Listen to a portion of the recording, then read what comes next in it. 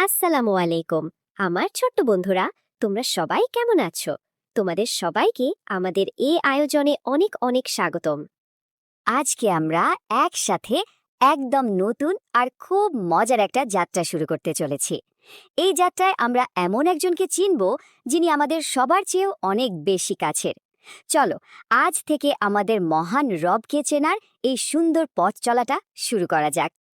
আচ্ছা, ভাবো তো, এমন একজন বন্ধুর কথা যে আমাদের সব সময় দেখে রাখে, সব সময় অনেক ভালোবাসে। আমরা আজ সেই সবচেয়ে সেরা বন্ধুর সাথেই পরিচিত হব। তোমরা কি তৈরি? চলো, শুরুতেই আমাদের চারপাশটা একটু ভালো করে দেখি।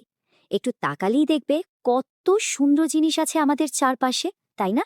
আচ্ছা, কখনো কি মনে প্রশ্ন এসেছে, এই সব কিছু কে বানিয়েছেন? দিনের বেলায় ওই যে কি সুন্দর নীল আকাশ, তাতে মেঘের ভেলা ভেসে বেড়ায়, আবার রাতের বেলায় চাঁদ ওঠে।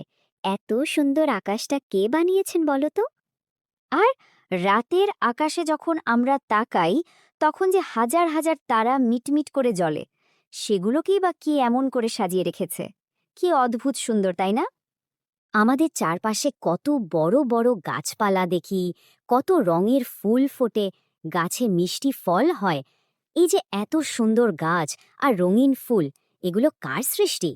আর সবচেয়ে জরুরি প্রশ্নটা হলো, আমাদের নিজেদেরকে, মানে তোমাকে, আমাকে, আমাদের বাবা মাকে, এই সবাইকে কে বানিয়েছেন?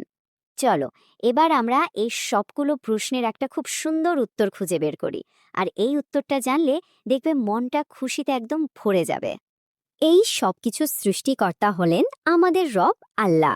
হ্যাঁ, তিনি আকাশ, তারা, গাছপালা, ফুল, ফল আর আমাদের সবাইকে বানিয়েছেন। আর তিনি আমাদের একমাত্র রব। আর সবচেয়ে মজার কথা কি জানো?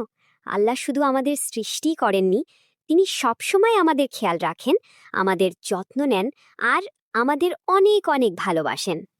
তো এখন আমরা জানি আমাদের কে বানিয়েছেন। কিন্তু কখনো কি ভেবে দেখেছ, আল্লাহ কেন আমাদের এই সুন্দর পৃথিবীতে পাঠালেন? আমাদের জীবনের আসল লক্ষ্যটাই বা কি? আমাদের জীবনের প্রধান লক্ষ্যগুলো হল: 1 নম্বর, আমাদের রব আল্লাহকে ভালোভাবে চেনা। 2 নম্বর, একজন ভালো মানুষ হিসেবে নিজেকে গড়ে তোলা। 3 নম্বর, সবসময় সঠিক আর সুন্দর পথে চলা। এবং সবশেষে ভালো ভালো নৈতিকতা ও আদর্শের শিক্ষা নিয়ে নিজের জীবনকে আলোকিত করা। কিন্তু এই যে আমরা বললাম ভালো মানুষ বা আদর্শ মানুষ, এর মানেটা ঠিক কি? আমরা কিভাবে একজন আদর্শ মানুষ হয়ে উঠতে পারি? এর জন্য খুব সহজ 3টা ধাপ আছে। প্রথমত, আমাদের সৃষ্টিকর্তা আল্লাহকে খুব ভালোভাবে জানতে হবে। দ্বিতীয়ত, সব ভালো কথা আর ভালো কাজ শিখতে হবে ও সেগুলো মেনে চলতে হবে। আর এভাবেই আমরা একজন আদর্শ মানুষ, একজন ভালো নাগরিক আর বড় হয়ে একজন আদর্শ বাবা বা মা হয়ে উঠতে পারব।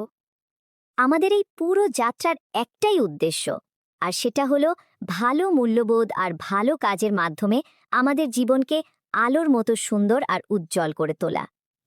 তাহলে চলো, আমাদের এই সুন্দর যাত্রাটা যেন সফল হয়, সেজন্য আমরা সবাই মিলে মহান আল্লাহর কাছে একটি ছোট্ট দোয়া করে নিই, কেমন?